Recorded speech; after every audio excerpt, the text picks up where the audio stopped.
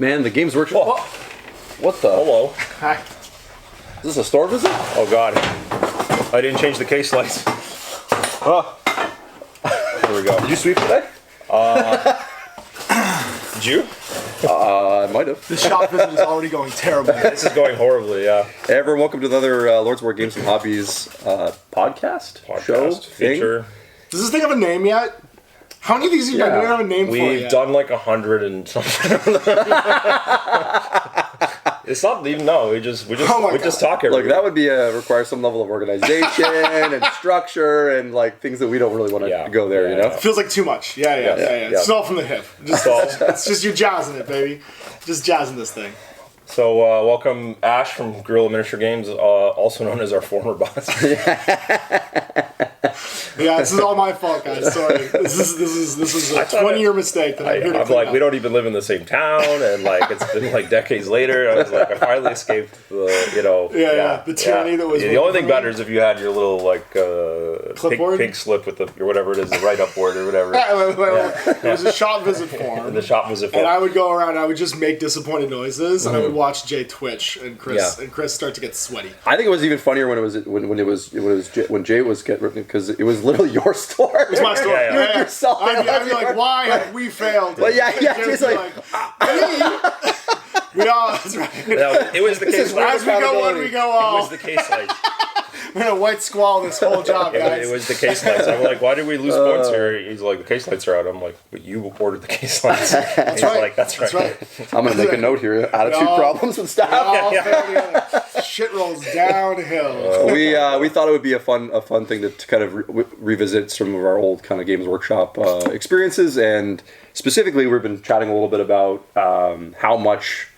We hear from customers all the time how much the Games Workshop stores, or do we call them Warhammer stores now? Or the Warhammer stores now have changed over the years, and how there's been like kind of different iterations of those. Yeah, so I'm kind of the ghost of Christmas past when it comes to that, because I predate you guys working for Workshop, and then you guys were there for a big transition period in the middle. Yeah. And then now all three of us still have tons of colleagues at Workshop, and we've seen where it's kind of led to today. So we're in a kind of an interesting phase where there is like a before time, there's a now, and there's a then. And so I think we're gonna start talking about the before time. Yeah. Yeah, it's a good place to start, I think, and I think we always affectionately call those the red carpet era. The red carpet era, which is kind of like a cool smell name of for those red carpets will haunt me until the end. That's right. There's a feel like you go in, right? Like, and maybe this is just nostalgia and childhood kind of thing, but like you felt like when you were in a Games Workshop because it had a unique vibe to it that was unusual. I think what's funny is if you go back to, and I'm just going to put this into the 90s, the 1990s in Games Workshop, because that's my era kind of beginning at Games Workshop. Yeah. And the goal and mission when I first started for Games Workshop, this was a beer money job for me. I was working as a part-timer just like you guys did. Mm-hmm. I think you started as a full-time. I was actually full-time, yeah. But you and I both started. Chris was like, I'm going to have a career or whatever. Chris was like, I've got nothing else. Make this work. My poli-sci degree is useless. I could smell the desperation when I hired him. I was like, I've got this one. But when I started with that business, my focus, my 100% goal, and this was something I passed on to you, was our job was to be advertising for miniature wargaming.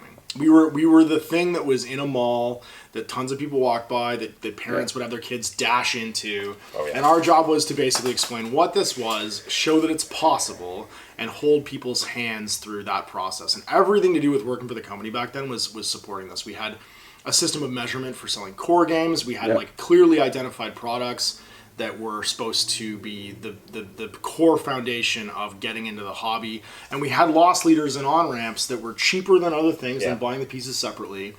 And they were custom crafted sort of to be an accessible entry point for people in that like 15 to 20 age bracket. And I think one thing I think of when I think of that era too, though, is I always go to like hiring practices and like who they're like the types of people they were looking for, the types of people that were in those shops.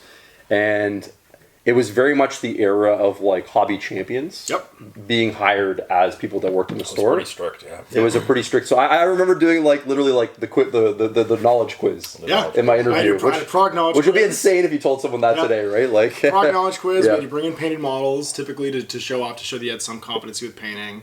and we hired for, and back then the word was fit, but what fit meant was, did you get that level of excitement that you could then spot in someone and then communicate that to them and show them like, no, I went through exactly what you're going through. I approach this stuff with tons of enthusiasm and no skill. Yeah. We can teach you all the skills. Don't worry about that stuff. We're here to make that happen for you. And for the solid probably first 8 or 9 years of my time at Games Workshop, and definitely for my whole customer experience, that was the goal and the mission. It was the focus was always on creating the next generation of hobbyists and bring people in, because it was small back then. Yeah. Right? Like this was even pre like there being big video game stores. This is pre Electronics Boutique. This is pre like the advent of like the computer game store. So like the idea that we had back then, these like high visibility mall stores and street side stores, these like high street stores, what they called them in the UK, was entirely about like just being visible, being a place where you could see us. Pre-online marketing, right? Like it's basically like you saw things because you saw them with your real eyes in real life. How many times do you guys answer the question, do you guys sell video games? And they had the confused look, the look of terror of someone looking all at me the like, time. Which is funny because not to jump Nintendo, ahead, but we don't get that question nearly as much anymore. Not anymore. There's a lot more. Maybe once a week you get someone. So they'll just go right. They'll be like, "You got the PlayStation, whatever." I'm like, "I don't have it." So Jay, what were some of the, if you can remember, like what were some of the? I think we're going back here a while. What do you think some of the key features of like the physical nature of the store and what the store offered that you would say were unique about the red carpet era? Oh man. Well, obviously the look and smell was special with the red carpet and the gray. There's like spikes on the facade. The spikes I forgot about the spikes on the facade. Yeah, it's kooky, but really and it was neat. bright. And it was like a Chuck E. bright. Cheese. It's very bright in the store. And also the food court paint table we had. Right. They gave you the waffle ass or whatever. Waffle ass. We had the McDonald's four top.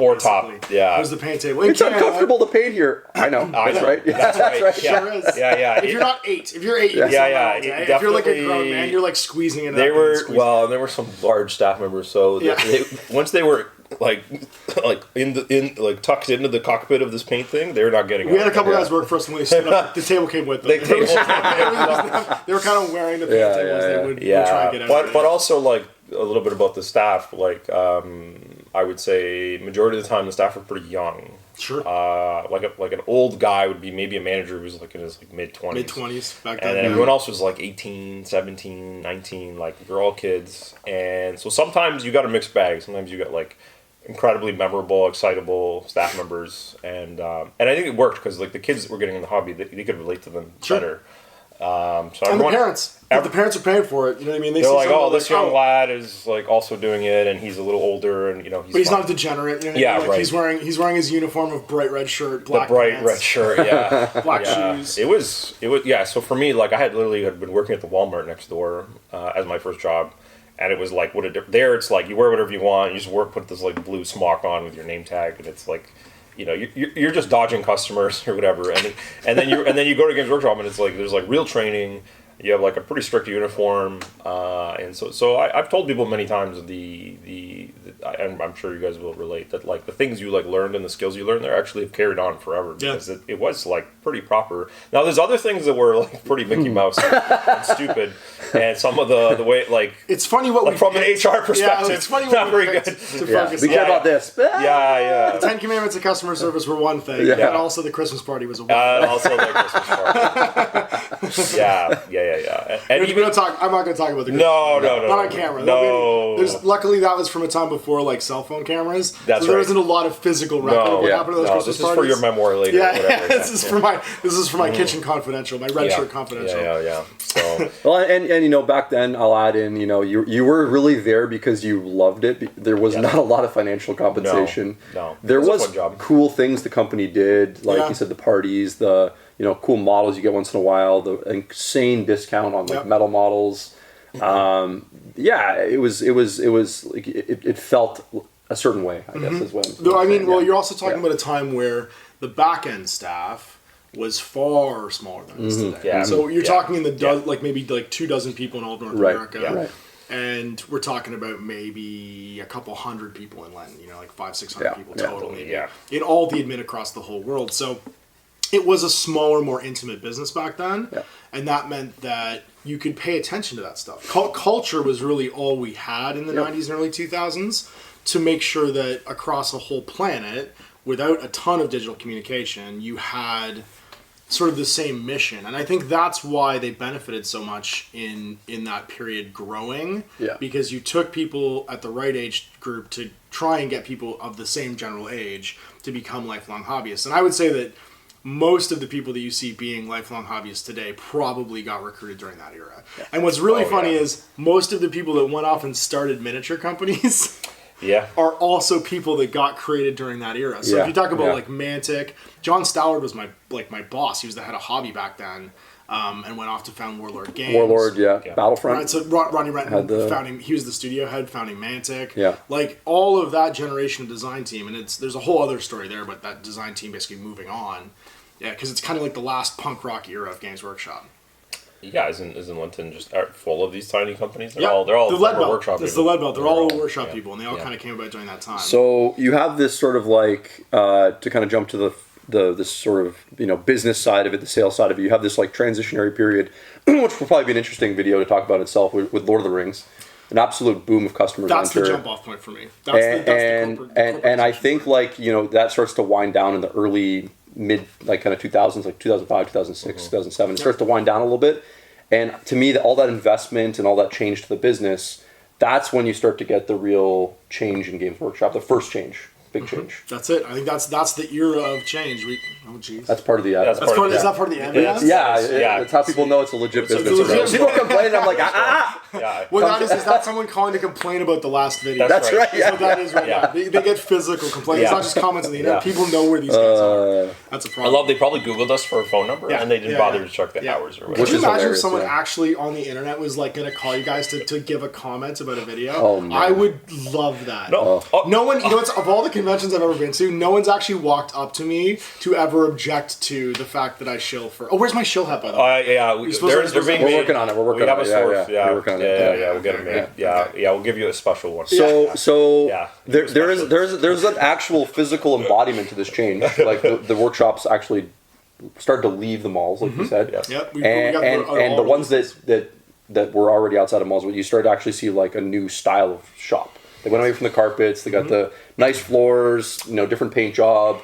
Much less staff. No game tables. That was a big thing. There was a transition where they went from being almost like a community center was the way that they were built out to be, where people came together, painted together, played games together. There was a schedule. Like here's the thing people don't remember. In Toronto, in downtown Toronto, people play Warhammer on Thursday nights. Yep. Warhammer 40,000 40K is Thursday night. Yeah. That is like a tradition. Yeah. There is not a downtown Games Workshop store anymore. There's one like in the north end, basically uptown. Yeah. But in all the local hobby shops, there's still Thursday night's 40K night, Tuesday night's Warhammer. That's hilarious. And that's just like that's because you've got 25 years of that community experience just like ground into that local community, and we have this kind of knock-on effect now, where as people start basically keeping track, because it was all very loosey-goosey, and when you grow that much, and you have this big influx of cash, and you reinvest it, there's now people paying attention to the bottom line. Yeah, the stores start to really transform. Yeah, and it starts. So you lose a bunch of staff as a byproduct of that change. You move out of the malls. You have less hours. You have more control over your operation, sort of stuff. And so you see that shrink down. So for the customer experience, there was a bit of a transitionary period there for a few years where people were like, oh, what's going on here? This is odd. I'm used to there being so many people working here, and now there's just one guy, and they're closed on Monday and Tuesday, and so there's a little bit they're only open a few hours. Like they're only right. open until like 6 or 7. Right. Like I'm used to being gaming till 9 every night and that sort of thing, right? So on the area we are here, the biggest hole that happened was the closing of the bunker. Like if you're in Oakville, Mississauga, it was like so many kids grew up there, and you had the tournament space, and they would hold special events, and then that was just like. And the end of Games Days. Well, at the same time, they ended the rest of the community stuff. They did all that. They started in Games Days. We used to have Games Day in Toronto. We had one in Chicago, we had one in LA, we had one in Baltimore. Like there was probably 6 games days across North America at one point, plus UK Games Day, plus Spanish. And Games I think it's Day. fair. It's fair to point out, and I think it's worth saying that like this is during the like global crash era, 2008, 2009. So a lot of businesses are like, bean counting at that point and try to stay basically solvent, right? So it's hard to hold them kind of responsible for that. The fun money was going into trying to keep your underwater mortgage. That's right. Yeah. I'm sorry that those new Space Marines came out, Jimmy, but unfortunately, Mommy and Daddy would like to live indoors next year, so you're not going to have those right now. So one of the byproducts of this sort of like change in almost like corporate structure was the much more greater focus on how they hired people and like sales and performance and the structure of that. Yeah, it went from the term fit evolved, and fit became to mean people who were good at talking to people and people who were good at making sales and weren't afraid to engage with customers. And the skill set that we was previously looked for, where it was like, can you paint models? Can you talk about the hobby? That was considered to now be the thing you could train. Right? That was the thing that you could learn afterwards. So you hire for fit, train for skills. And I still think that that's a valid option. I think that's one of the evolutions. I think that's made the most sense, to be honest. But you don't necessarily have people who... You can't tell during an interview if someone's going to actually be able to do that or not. Because some people can't be passionate about something they don't actually care about. And I think there was a greater propensity for failure when people just didn't actually engage with the product that was being sold and they weren't excited about it. Right. I think they're better at spotting it today, but in the beginning it was a bit rocky because it was just... You hired anybody who could talks really well. That's right. This guy can look me in the eye and shake my hand. Yeah. And then you're like, well, it's actually like a really used car situation going on here. But it definitely did open the door to a greater, I think, variety of people being able to get jobs at Games Workshop, and that's been a great thing for like the diversity of the talent that's been able to come in over time. Like, for instance, the 3D modeling part of it. If you take the retail side of it out for a second, just the fact that you had all of these refugees from the video game industry able to enter the design studio, not really knowing anything about Warhammer, but bring these massive amounts of talent, is where they were, that reinvestment in design and tools and in their like actual manufacturing process just got this massive groundswell of talent into it. And we have these model kits today that if I look at some of the model kits we have today 10 years ago or 15 years ago or 20 years ago, I'd be like, where am I? Like, this is Star Trek. This is the super future. I find we try and remind people a lot in the videos that maybe we're like obviously aren't of our vintage or whatever, is the like. It's a nice way to say old. You still get me. It's fine. I get it. You're what? You're 16 when I hired you. I was 18. I was 24. That was 20 years ago. I remember the arguments we had in the store were like, they're never going to make a true scale Marine. They're never going to make a Custo. That's not there. There's only like 100 of these. They're never going to make. That's stupid. Whatever. Yeah. So and now they're just going to the vault and pick out. They make whatever. Well, the guy that said never, he's gone. So they put him in the bin. Or the thing that really got me. These guys all retired. They got old. The thing that really got me, and for the people that are like a bit like, sitting there waiting for Jibby to fail or something crazy, I'm like, they have so much in the vault. It's like unfathomable because like they've got like guys like Just Goodwin or whatever who have just been sketching drawings for like 35 years or whatever. You can just go to his sketchbook and like. Like when they did they had that Eldar like sketch anthology or whatever, and they're like, "Hey, look, this model they just released this year. They have a sketch of him from 1996." And they just took it out and played a model of it. The entire Imperial boarding crew from Kill Team is literally in like a '90s Jess Goodwin sketchbook. It's insane. Yeah, it's wild to me how much that stuff will never go away. Hey, Jess, what you got? And he's just like, "Oh, okay." And he's like a friggin' wizard. He just goes in his bag and he's like, "Well, I made this in 1997." That's right. You'll never stop the Simpsons. You'll never stop the Jessica. Yeah. He's the Conan O'Brien of miniature creation. He is. Yeah. So I don't know about you guys, but for me, the shift out of this particular era sort of happens for me around the pandemic. Mm-hmm. Yeah.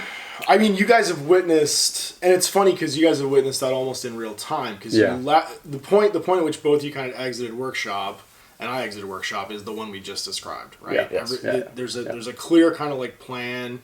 There's still sort of like the stores are still designed to be advertising, but the focus is on making sure that you're selling the right products and also you're giving demo games and also you're trying to increase your footfall. And the number one way of doing that is bringing new customers. So same mission, communicated slightly differently, but that's where like our experience kind of ends. It's important to say that. Now we're at the end of this. We are for the most part outside of that bubble now. Yeah, 2014. We have a lot. We have a lot of friends still that are still in that industry particularly, and we still get to experience it through like our own shop. But and going in very importantly, saying like this 10 years later now. Yeah, this is and we're not inside. We're jumping forward quite a little bit here. They've got the one store or the whatever. The efficiency's down now, right? It's like a couple of staff. We carry these ranges.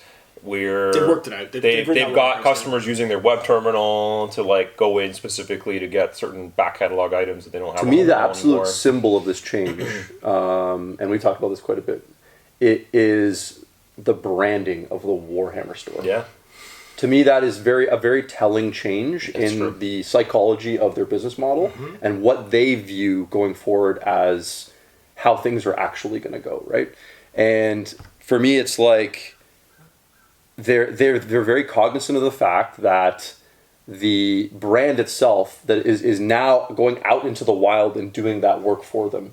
It's finding new gamers, it's finding new hobbyists through their video games, through their books, through their who wants the license, come talk to us. Here it is, the TV show that's going to hit the You can see them everywhere. You can see them in your algorithm on your Facebook feed. You can see them basically like at all times. It's the visibility has never been higher. Yeah. And it's funny because I think the pandemic kickstarted that because we all had to go online to interact with anything we liked, right? And then you get that knock-on effect through social media of like, I like something.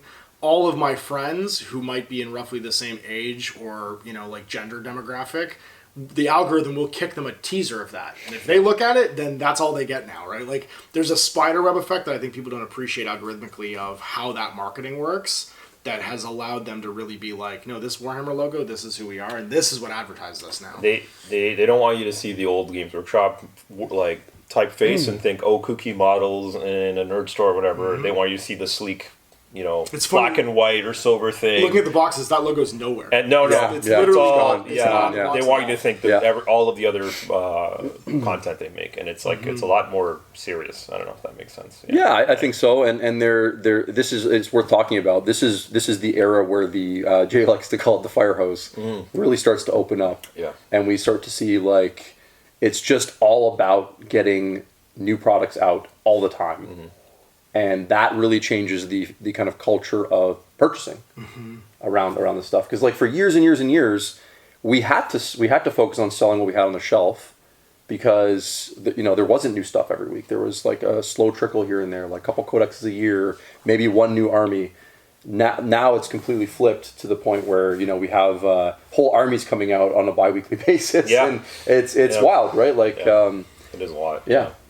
But sorry, on. No, I was just gonna think the other thing we have to appreciate. Maybe it's hard for the three of us is like there are more people consuming Warhammer now. Sure. Than when we were like it's like magnitudes more. Yeah. So maybe all the content is like they have to shove it out. They have to appease more people and get more. It's like the throughput has to be more to make the revenue that they need to make or whatever, right? Like you can't have this like trickle coming in. It has to be like all these products on all the time. And to keep the line going up, you need to make sure that you're able to forecast it. It almost feels like the stores now are a little bit more like an Amazon order point, right? They are an outlet for that fire hose that you're talking about. And so and what's funny is that does evolve through their current or their previous plan that we were party to. Yeah. Where you need salespeople, they need to be able to stay on top of the stock, they need to be able to have a conversation with people. But ultimately what you need to have is that location that you already have, the all of the shipping deals to that you can, expedite to and you can have things show up to so that people can have access to your product. In like a controllable way that you can expect. What's interesting, and I don't know how you guys feel about this, but I feel like the sort of like customer decision is happening almost like online now before they're going to their place where they're buying it. We said that during Old World, right? During Old World, it was like these people showed up and they had almost a more successful Old World launch because a lot of lapsed customers didn't know after 10 years where their friendly local gaming store was, but they could Google Games Workshop and then show up and get their Old World stuff. Exactly. That's I think one of the best sort of examples of what that would look like for that online approach is if you're tangentially related to the hobby, you're going to search Warhammer, and that's going to be where the stuff comes up. Because I guarantee in their in their search like engine optimization, their SEO stuff, Warhammer is the key word that they have Google paid basically to push through that search engine metric. Warhammer appears on all of their things, or appears in their logo, which means you can even image search Warhammer now, right? Like think about the SEO parts of that image. The Warhammer logo, because AI like search terms can now search images for words, it appears everywhere. Their SEO is incredible. Yes. Yeah, you and Travis broke down the whole thing, entire broke down website. the thing Yeah, on you can go. You can go check that out. Yeah, so but people don't think about it like that. Like, why did they change the Warhammer logo? It's because people Google Warhammer. Yeah. And now it's pictographically there, and it's also embedded in all of their websites. It's wild, yeah. It's wild, and it's way more like they've done better than any other company. A job of like keyword branding on like literally every product they have has a silly name that is not just grab a paint white scar. It's not white paint. It's I've never seen a white scar in my life. I have lots of scars. Like it's wild, right? So Stormhost silver, Castellax bronze. What happened to red? Just red. Just red. So we're very much in this new era now where things are changing pretty fast, and we have this new brand era, which would make some videos about in the future, which I think it's a really fun thing to talk about. Thing I'm banging on here. Yeah, exactly. But this is the part of the video where no one watches, so we like to do our little self-promotion. Let's do it. So you can like and subscribe. We appreciate it a lot. We're a young channel. We're just trying to get going. Check out their Patreon too. We have a Patreon These guys have a patreon.com/lordsofwargames and hobbies. Did I get that right? That's right. Yeah. Yes. I did. Yeah. I had no idea. Huge guess. Huge guess. And what about you? Patreon. It's patreon.com/Gorilla Miniature Games. And through there you can get exclusive podcasts, you can get exclusive like written content from me, early looks at manuscripts for the books I write, and all kinds of like one-on-one hangs. Something I was going to suggest you guys do. Yeah. I'm going to teach you guys how to live stream so you can hang out with your patrons and do goofy shit like this. We can all have our kids in the frame because between the three of us we have 6 children. No. We can do it literally laying in bed. You can just have your phone and just be like live streaming and talking to the chat. It's amazing. Yeah. We do have 6 children. We have an actual hockey team. We do. We have 5 boys and a girl. Yeah. Kat would be the captain, and then the rest of them all just fall down constantly. She's the oldest. Yeah. Well, we appreciate you guys tuning in. If you like this sort of content, Jay and I put out these sorts of videos a couple times a week, and Ash is putting out videos way more than that. So check those out, and you'll see us always on his channel collabing on different things. Yeah, inside tabletop usually, and or playing games. You and I are planning on playing some. We're playing some Kill Team in the future. That's right. Yeah, exactly. We have had several plans that you keep bailing on, like Imperialis and Horus Heresy. I'm just expecting to see that White Scarmy on eBay tomorrow. It's already locked in. Come on. But yeah, we do collaborations very often. When he gets to leave the house, we collaborate as well. But we got lots of plans for soon. The little one is getting there. He's a year and a bit now. As soon as Lori's back to work, probably. We'll just you just come to the studio with him and have him like a baby Bjorn. Yeah, I'll just baby Bjorn him. Yeah. You do it like daddy daycare. Just like daddy daycare. Yeah, it'd be great. All right, guys. Thanks again. Take care. Bye, everybody. Bye.